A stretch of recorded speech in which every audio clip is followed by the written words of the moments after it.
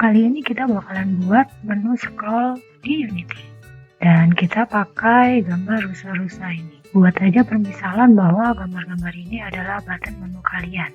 Kita perlu buat hierarki seperti ini dulu. Terdiri dari parent item, isi item, dan parent kosong yang kita kasih nama scroll. Pertama kita mulai dari seleksi scroll dulu. Lalu kita tambahkan scroll red di inspektornya scroll. Jika sudah, ada dua pilihan menu, yaitu scroll horizontal dan vertikal.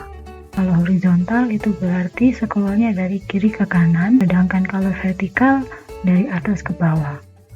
Di sini kita bakalan pakai yang horizontal. Setelah itu, masukkan item ke dalam scroll. Kita pilih scroll, kita drag and drop aja itemnya ke dalam kolom konten. Kita coba dulu, play. Berhasil ya. Udah gitu aja, nggak pakai ribet. Selesai. Dan saya ucapkan sama-sama.